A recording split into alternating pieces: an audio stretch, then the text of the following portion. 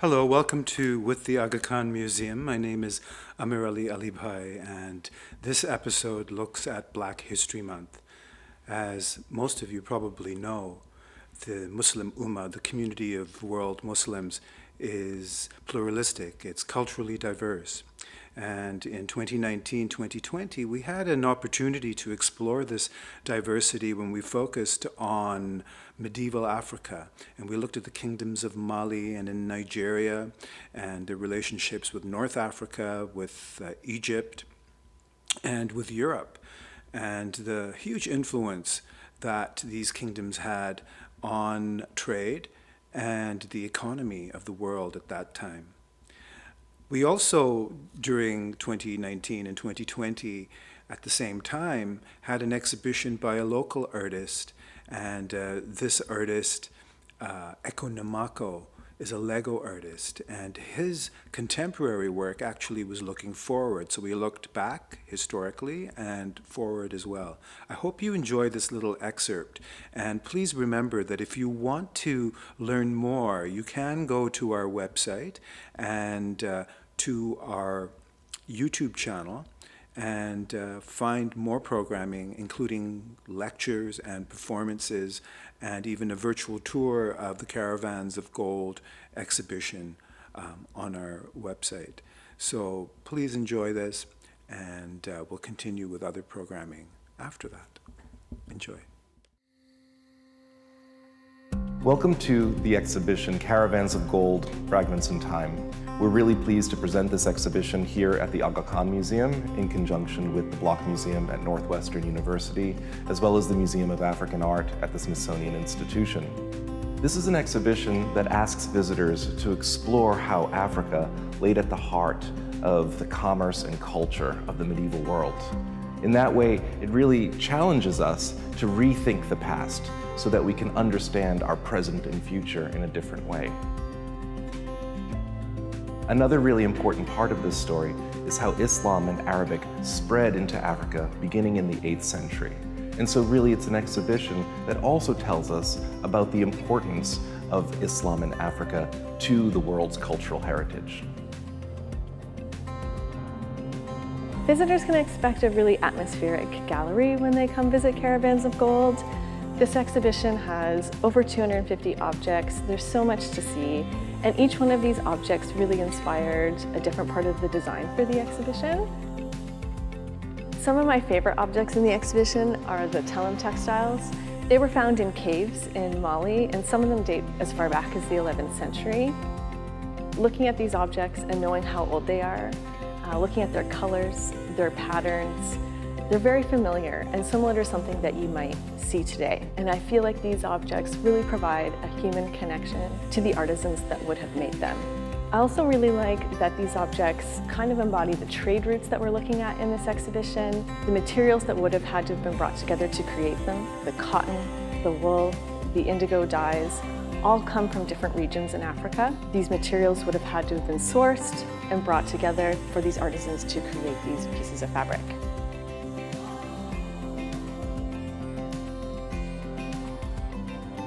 This section of the exhibition looks at how the great forest kingdoms of medieval West Africa are locked into the economic and cultural circuits of the medieval period through its connection to Saharan trade.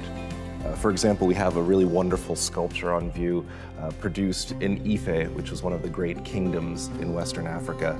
Interestingly, not only is it an aesthetic tour de force, we have beautifully rendered detail and beautifully rendered naturalism of the seated figure, but really interestingly, its materiality tells us a great story. Analysis of the copper that was used in the sculpture indicates that it was possibly sourced in the Alps in Europe. So not only are goods circulating out of West Africa, ivory, gold circulating out of West Africa, but goods are coming in for patrons and artisans in Western Africa to produce wonderful masterpieces like these. With every exhibition we do at the Aga Khan Museum, we try to provide an enriching experience for all of our audiences, and I think we've really achieved that with these two exhibitions. Caravans of Gold leads directly into Eko Namako's Building Black Civilizations. And at first, These two exhibitions might seem very different, but they actually speak really well to each other. I've been very inspired by Caravans of Gold, Fragments in Time, the show, and more so the subject matter that the show presents. Some time ago, I became very interested, fascinated really with medieval Africa, because I know growing up, the word medieval often conjured King Arthur and Knights of the Round Table. And not to say that that mythology isn't fascinating in its own right, but that's all that was presented, you know, a European worldview of the medieval era. So once I began investigating what was happening in different parts of Africa, particularly West Africa, where my family comes from, I really found that there was just so much culture, so much art and inspiration walking through this exhibit. It just, you know, fills me with a strong sense of history and even pride about the contributions that Africa made to the modern world.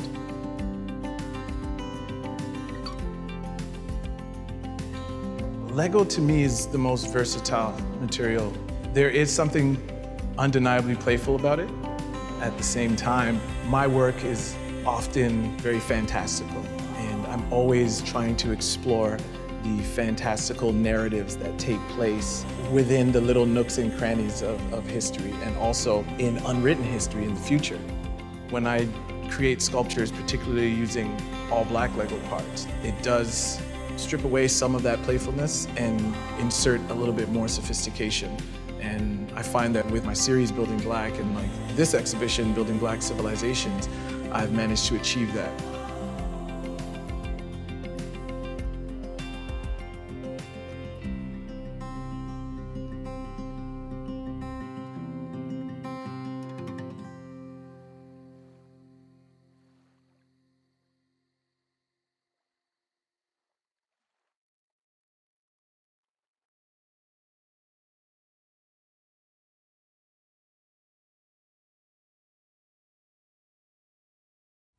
Hi, so remember, if you want to explore further, you can go to our website, agakhanmuseum.org, or you can go to YouTube and look up the Aga Khan Museum channel, and there you can find a lot of archived material that you might find interesting if you found that particular video piece interesting.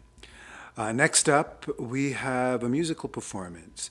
And of course, during COVID, many of these are happening online and from home safely.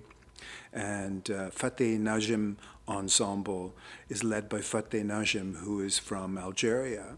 And one of the points of including this is the fact that, you know, Africa itself is culturally diverse. Fateh Najm is also working with artists from, you know, different cultural backgrounds themselves. And that reflects Toronto and, in fact, our contemporary world, where artists from all around the world meet and work together. So here's some traditional music from Algeria, performed by Fateh Najm Ensemble.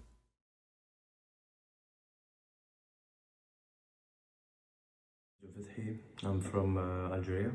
I'm trying to play some songs from my country. The first song, called يحسر عليك الدنيا, was composed by Kamel Moussaoui. Hope you enjoy.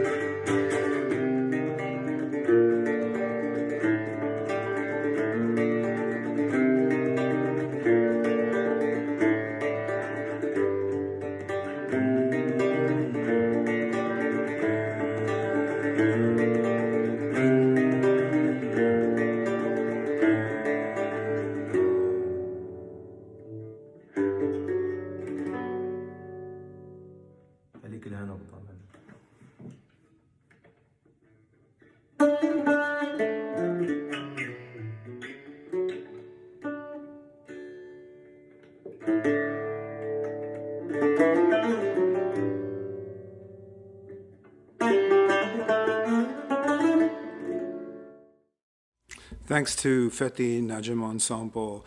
I have always enjoyed this ensemble, and sometimes Fethi works with different artists, but this particular configuration, this trio, I think works really well together. I hope you agree. So next, we go back to the exhibition, and the next piece is an excerpt from a lecture given by Eko Nemako, the artist featured in Building Black Civilizations. And I found this lecture extremely informative, and this excerpt gives you a sense of what Eko was up to. And again, if you want to watch the entire lecture, you can find it on our YouTube channel. So please enjoy Eko Nemako talking about building Black civilizations.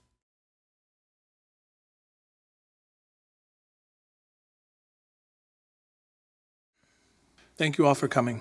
I really do appreciate it. My name is Echo Namako, as I'm sure you know by now.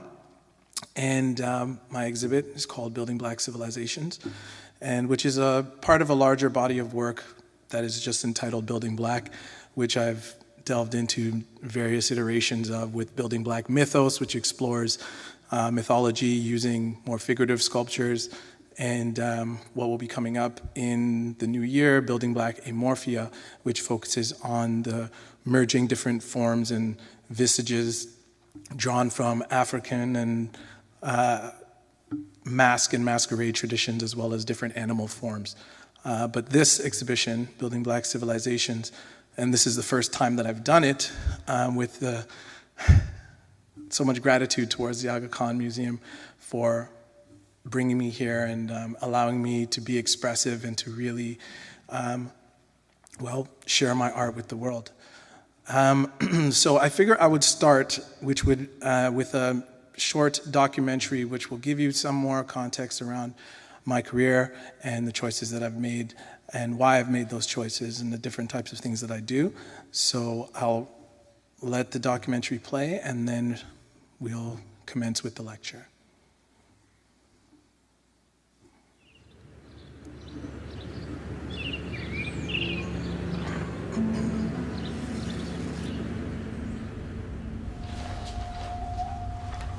I'm at my daughter's baby shower. Everyone's having a good time. All of a sudden, someone's calling out, "Come outside, everyone come outside, hands up."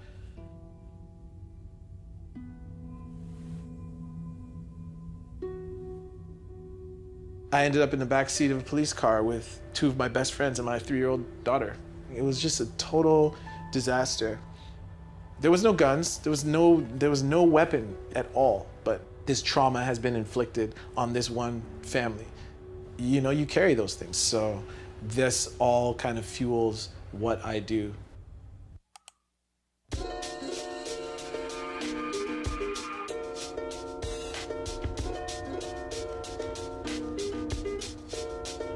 As the great poet Biggie Smalls said, there's rules to this shit. And there are rules to this shit, this Lego shit.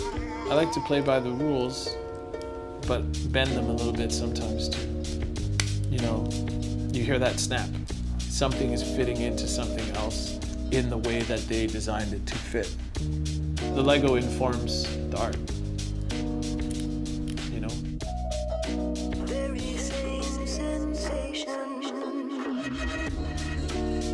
You can see something and think it's marvelous, but you'll have to think about why it's that way.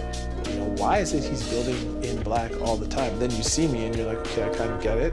And then you dig even deeper and you'll start to make the connections, right? Oh, wow.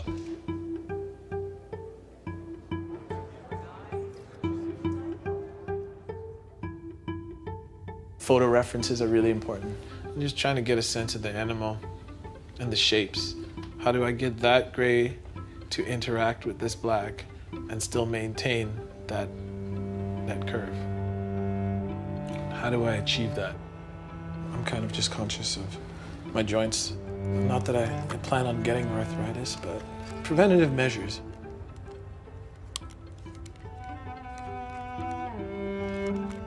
This is a sculpture of Peale's dolphin. People love sloths. I don't know what the fascination is.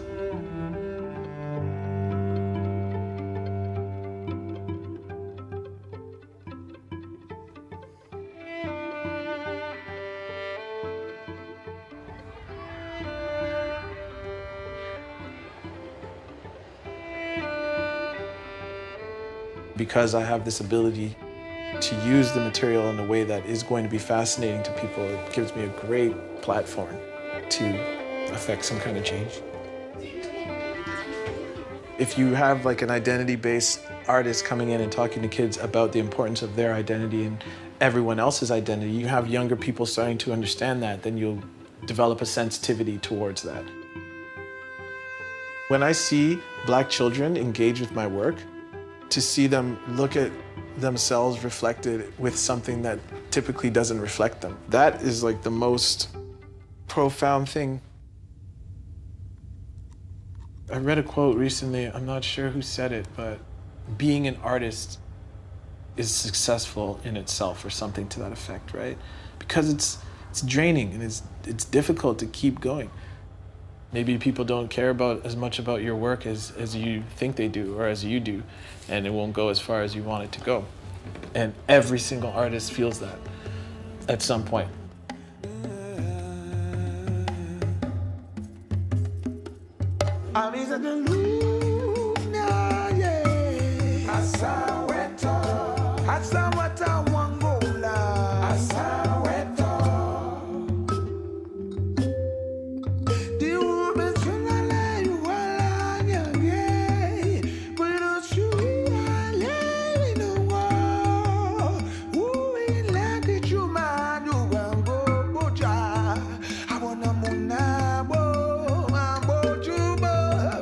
Sometimes I surprise myself. I'm like, how are you doing this? You have so much further to go, and you're still going. So that's fulfilling. All right. Okay, so civilizations. In my opinion, they're most often defined by architecture and artifacts. But in a more abstract sense, I think they're defined by stories, written odysseys, symbols, hieroglyphics even, complex oral traditions. And these things all tell the tales and stories of the people that made civilizations into what they are or were. The epic tales of Africa in the Middle Ages, whether fictional or historical, do not typically make it into the mainstream or like the collective consciousness. And as a result, this is as a result of the old tradition of racism. My exhibition, Building Black, is a result, or Civilizations, is in many ways a chronicle and simultaneous foretelling of the untold stories and places meant to breathe life and texture into both the medieval and futuristic African and Afro-diasporic landscape. So this book, The Royal Kingdoms of Ghana, Mali, and Songhay, Life in Medieval Africa, was very important to the creation of Building Black Civilizations. I repurchased it on a Kindle just before the exhibition, but I'd actually been given this book several years ago by a friend when I could say that my own understanding of Black consciousness was really developing, and I was delving deeper into my own identity. And I got a hold of this book, and it was illuminating, in fact, because when I would think of like the medieval era, often, King Arthur, Knights of the Round Table, these are the images that were conjured for me, in opposed to ideas of African kings that were existing in that time, like Mansa Musa, which you can learn about as well with Caravans of Gold, the exhibition that essentially brought me here. So when I was young, there was this book called Tales from Around the World, and my father was instrumental in providing so much of this imaginative information for me. So I was always into folk tales and fables. And this one book, it presented stories from around the world, but the challenging part about the book was that it was written by white authors that went around the world and collected stories from different regions.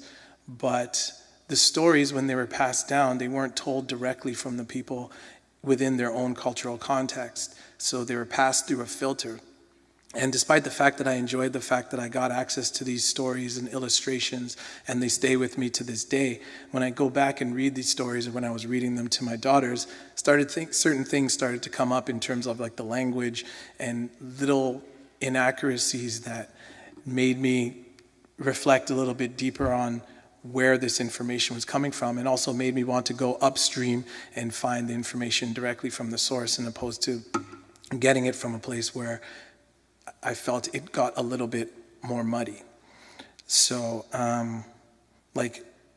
there's a king called Sandiatakita that had like so many different exploits and was revered as this king of the Malayan Empire in the Middle Ages, but they are not the kind of characters that get mythologized and brought into like our minds. So it was this whole experience of building sculptures, using material that were drawn from my childhood, using things that stayed with me from my childhood, but then also giving me a platform to explore deeper into these same themes, was an amazing experience, and an experience that was full of different kinds of discoveries and revelations. And it made me also reflect on, like, I can only dream of how it would have changed my perspective, and not only my perspective, but the perspective of other Black children who were eager to see heroes and characters that looked like us, even if we didn't recognize that we were eager to see these kind of characters when we were consuming the things that were meant to inspire us. And for me, actually, in many ways, did inspire me, despite the fact that I didn't see myself in a lot of the stories. So, let's see. All right, so this map was also important for me just because it showed me where the Kingdom of Ghana actually existed, which was here, right? And very different from, or displaced from, modern day Ghana. And in that process, I also learned that Ghana itself was named Ghana in the 50s when they gained independence from the British.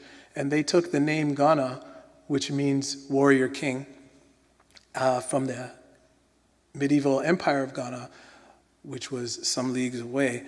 And they still, like, it, for me, that was kind of like, it became a tradition in a way, because if you've all seen my sculpture, Kumbi Saleh 3020 CE, I did the same thing with that sculpture where I imagined a futuristic city, but gave it the name of a medieval city that was in the medieval empire of Ghana. So I felt a lot more connected in that way, because it was almost like carrying on this tradition of taking something from the past and giving it life in the future.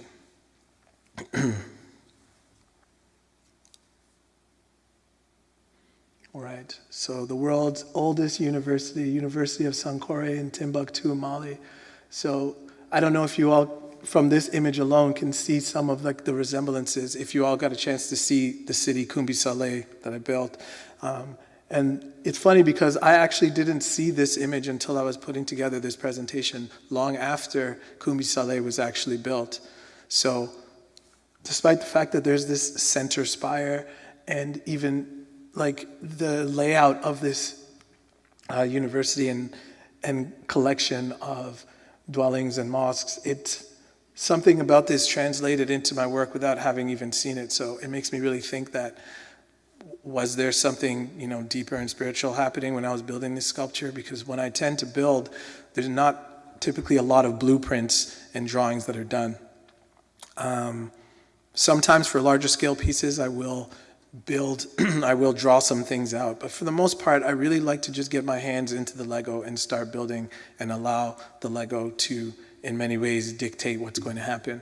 And that is based on the different kinds of parts that I have available to me at the time, or different ideas that I have and how I find the best ways to create it. So there's a lot of trial and error with my process due to the fact that there's not like a finite blueprint. With Kumbi Saleh, the city, I did draw while I was on a plane. I just decided to like start sketching something out, and it turned out that the sketch that I drew ended up being a pretty good roadmap for the actual for the actual city that I built.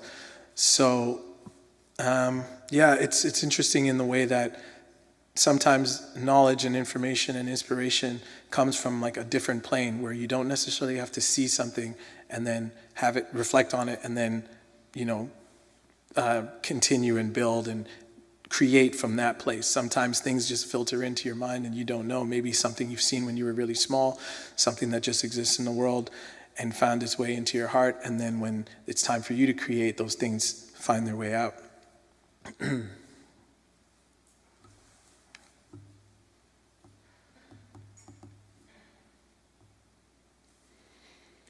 Right, so this is a quote from the same book that I'd shown you. While Europe was torn by the 100 Years' War, scholars were writing books in comfort and security at Timbuktu, and artisans were crafting magnificent pieces in copper and gold. And I thought this quote was really important just because it helped to illustrate the fact that, despite the fact that when we think of the medieval era, a lot of focus is on Europe, as if that is the only place that was experiencing, well, really anything. When in fact, while they were caught in extended turmoil, people were thriving and learning and drawing people from around the world to come and study at this university.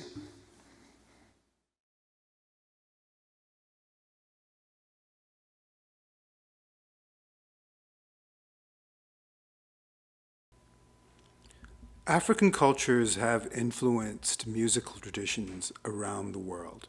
And Cuba is no exception, and Toronto is no exception. So the next performance is by a local band, an Afro-Cuban band called Okan. Now, it's lucky that all these people actually live in the same house, so they could safely perform together during this pandemic.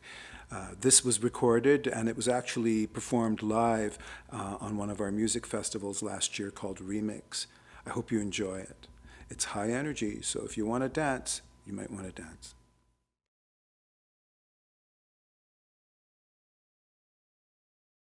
I was saying that this is an Aga Khan Museum's concert brought to you by Music Together and Shopify and Arts and Crafts and Ontario Live and Ontario Creates. Thank you so much for having us here, and I hope you can enjoy our small set. This is Okan.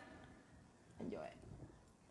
Para lo yura choque boda como ni a la guana como maqueña irawo que ombara suayo que chuodara omonia la guana maqueña irawo que Marasuayo, womonia la wana mama Kenya irawo, yeah. Marasuayo, womonia la wana mama Kenya irawo, yeah. O Marasuayo,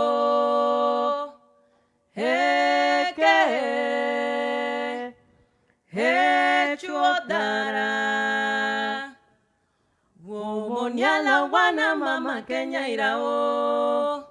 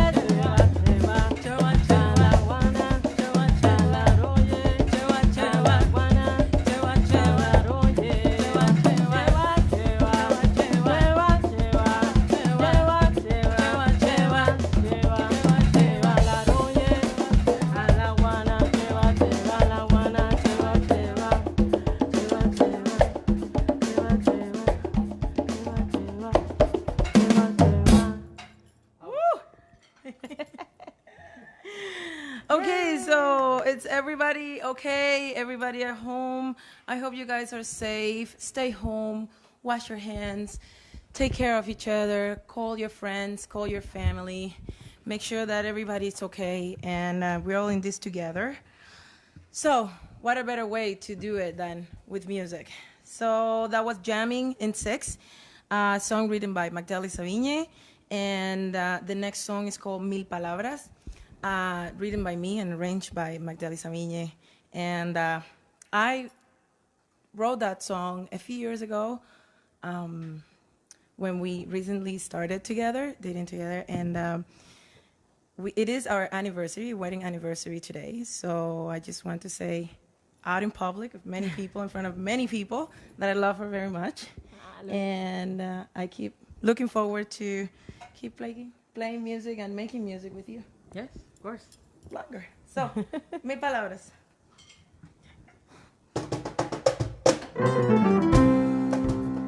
De la mirada salen mil palabras que resuenan como eco y palpitan por sí solas. Del dolor salen nuevas llagas que se curan con el tiempo si dejas pasar las horas. Del desamor nacen otras cosas que no sabía que existían, pero me han colmado todas. De la oscuridad eres la luz que con ella alumbra el nuevo ser que existe ahora.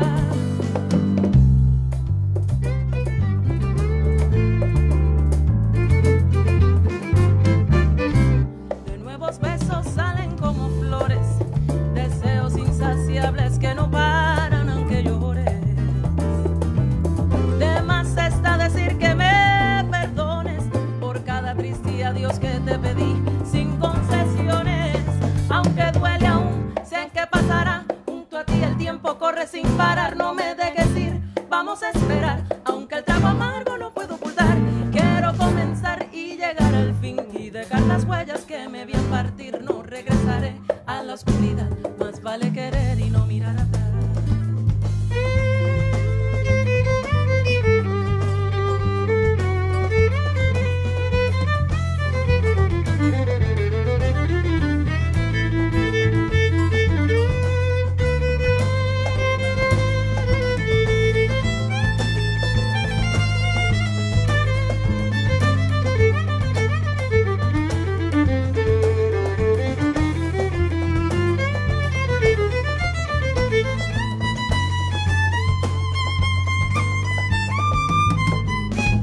Si tú supieras cuánto yo daría por curar cada momento triste y solo de tu vida.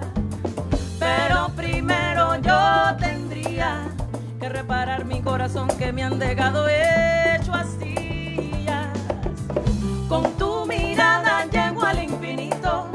Qué valentía tú le has dado a este corazoncito. No tengo miedo, solo necesito que me prometas ese amor que no se halla en cualquier sitio.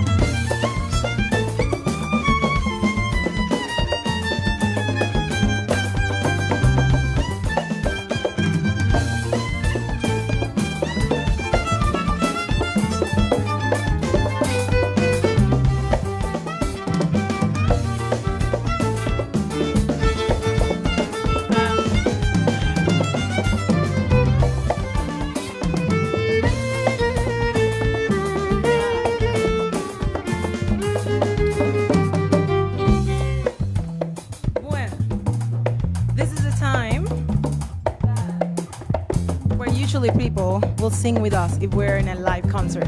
So, if you want to sing with us, it would be nice if you go to your message and you show me that you're singing. If you can type la la la la la la la, because that's all we're saying. You know, this is made up by Miguel de Armas, our regular pianist, and we want to send a shout out to him. So, Miguel, let us know that you're there. Easy. La la la la la la la la la la la la la la la la la la la la. Let me see you guys. Let me see if you're singing. La la la la la la la la la la la la la la.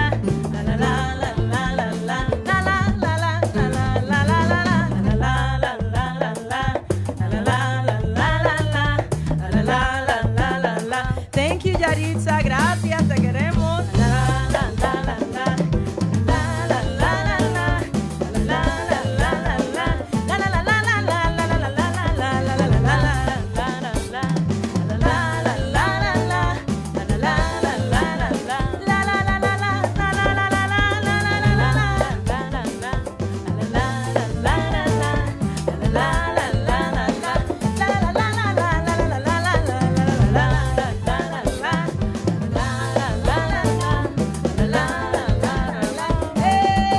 Thank you so much.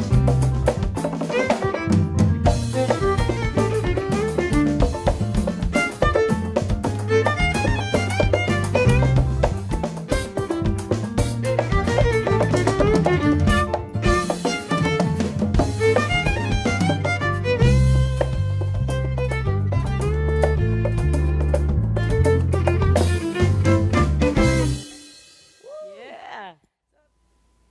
Since we opened, one of the highlights of our programming was the opportunity to work with Baba Mal.